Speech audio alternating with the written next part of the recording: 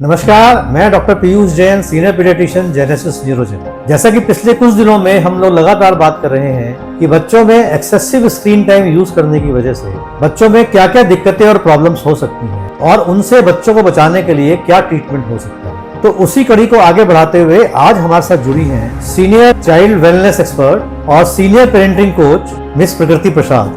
नमस्कार। नमस्कार मिस प्रकृति, आपका स्वागत है बहुत बहुत हमारे साथ। धन्यवाद। तो आपने बिल्कुल सही फरमाया कि आज हर माँ बाप परेशान है इस बात को लेकर के कि हमारा बच्चा जो है वो गैजेट्स में, स्क्रीन्स में घुसा पड़ा है। सबसे पहले मुद्दा ये होता है समझना कि स्क्रीन्स हमारे बच्चों के लिए कितना हानिकारक है। जी।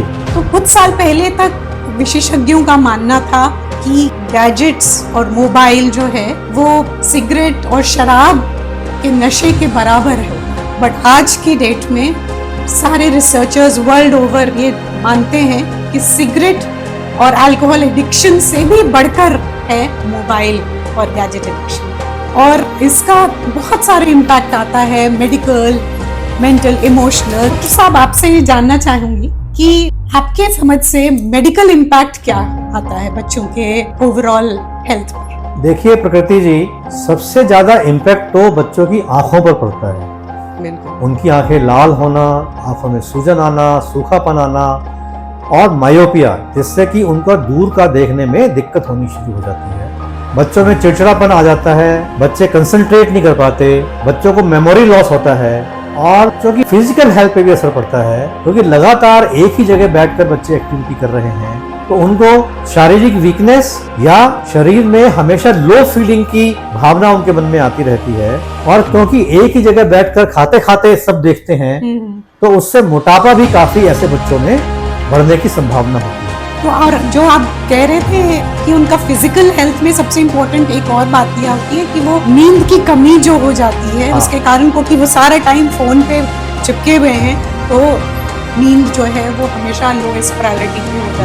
बिल्कुल। उसका इम्पैक्ट भी अलग होता है। बिल्कुल। अब अगर बच्चा रात को ठीक से सो नहीं पाता है तो अगले दिन उठकर वो फ्रेश नहीं उठेगा, चिड़चिड़ा रहेगा, पढ़ाई में कंसंट्रेट नहीं कर पाएगा, उसको मेमोरी लॉस होगा और थोड़ा खोया खोया सा रहेगा। बिल्कुल। और थका थका महसूस करेगा। बिल्कुल। और जो आपने कहा ना कि चिड़चिड़ापन इतना ज्यादा बच्चों में हम लोग आज देख रहे हैं आज के डेट में, उसी से जुड़ी हुई एक और बात होती है वो एंगर और अग्रेशन। ये बात पेरेंट्स भी अग्री करेंगे कि आज के बच्चों में इम्पेशंस, इंटॉलरेंस और एंगर, चिड़चिड़ापन बहुत बढ़ गया है। और इसका कारण बहुत हद तक 99% तक हम स्क्रीन्स को देते हैं, क्योंकि एक तो ये कांस्टेंट स्टिमुलेशन है और ये फिर लो स्टिमुलेशन एक्टिविटीज वो करना नहीं चाहते हैं। और जब माँ बाप वो स्क्रीन्स ले लेते हैं, जबरन छीन लेते हैं, तो बच्चों का रिएक्शंस बहुत इंटेंस होता है।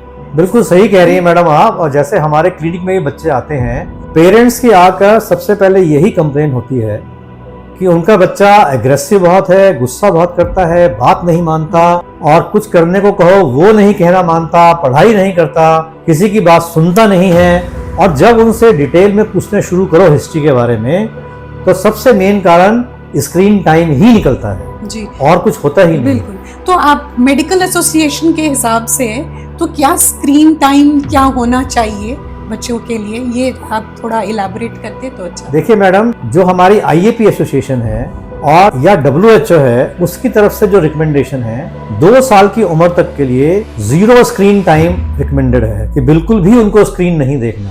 आज हमारे पास काफी पेरेंट्स आते हैं, वो कहते हैं बच्चों को दूध पिलाने के लिए, सुलाने के लिए, खाना खिलाने के लिए सबसे पहले स्क्रीन उसके हाथ में मोबाइल फोन होता है। और जब तक बच्चा मोबाइल फोन अपने हाथ में नहीं लेता, स्क्रीन नहीं चलती, वो खाना ही नहीं खाता। ऐसा शो लगा देते हैं। ऐसा उनका मानना है, पेरेंट्स का मानना है। लेकिन कहीं ना कहीं तो हमें सिस्टम ब्रेक करना ही होगा। 2 साल की उम्र से कम अगर स्क्रीन यूज का कुछ भी रिकमेंडेशन है तो सिर्फ वीडियो कॉल पर माँ बाप और रिश्तेदारों से बात करने के लिए है, अदरवाइज कोई भी रिकमेंडेशन नहीं। 2 साल से 5 साल की उम्र के बच्चों के लिए 1 घंटे तक का स्क्रीन टाइम रिकमेंडेड है, जिसमें उनकी पढ़ाई भी हो सकती है, एंटरटेनमेंट सब मिलाकर।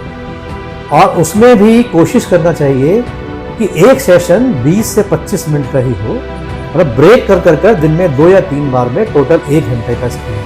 और 5 साल से बड़े बच्चों के लिए 2 घंटे तक का स्क्रीन टाइम जो है वो रिकमेंडेड है, मैक्सिमम 2 घंटा पर डे। मेडिकल इम्पैक्ट के अलावा जो बहुत ही क्रूशल इम्पैक्ट होता है वो बच्चे के मेंटल इमोशनल हेल्थ, जिस पर हम अक्सर नज़रअंदाज कर जा रहे हैं। जैसा कि हमने कहा कि बच्चे चिड़चिड़े और डिस्टर्ब और अग्रेसिव होते जा रहे हैं और सोशल डिस्कनेक्ट भी हो रहा है। कुछ बच्चे जो हैं वो बात करना कम कर दिए क्योंकि वो स्क्रीन्स में ज्यादा रहना पसंद, उनकी बातें समझ में आती है, उनकी भाषा समझ में आती है।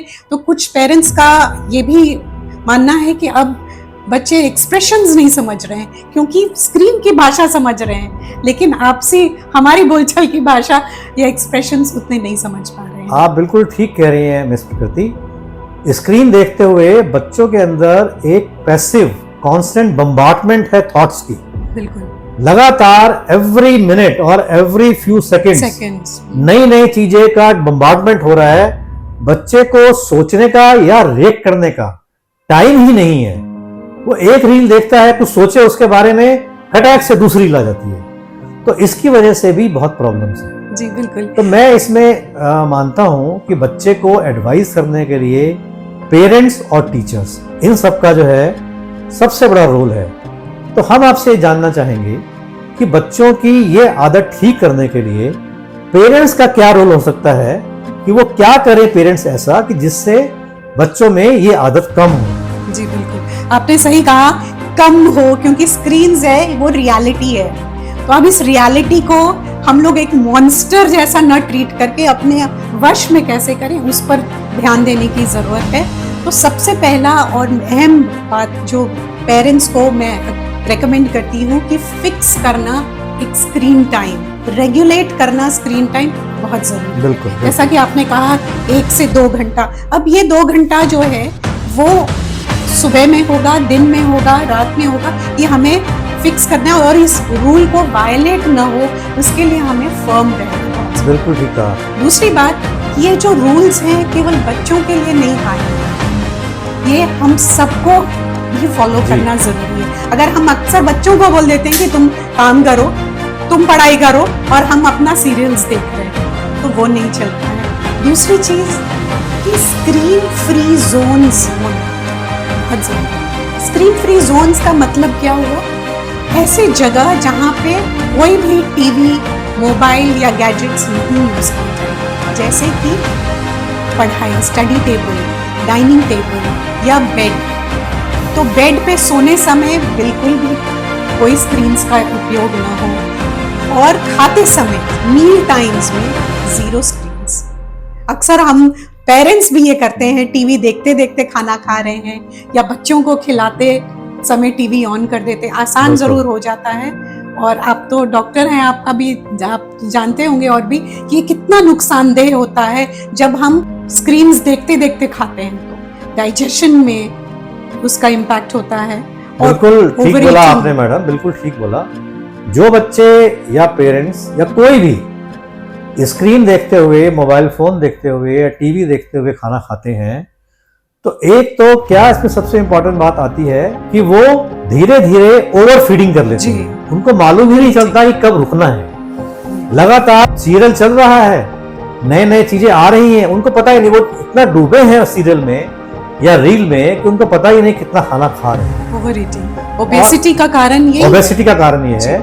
और आप अभी किसी भी रेस्टोरेंट में जाइए और किसी भी फैमिली गैदरिंग्स में जाइए, शादियों में जाइए, आपको सब जगह यही मिलेगा कि टेबल पर आप आउटिंग के लिए फैमिली के 8 लोग आए हुए हैं, जिसमें से 3 बच्चे हैं, और 8 के 8 अपना मोबाइल फोन लेकर लगातार फोन देख रहे हैं जब तक कि खाना नहीं आ रहा।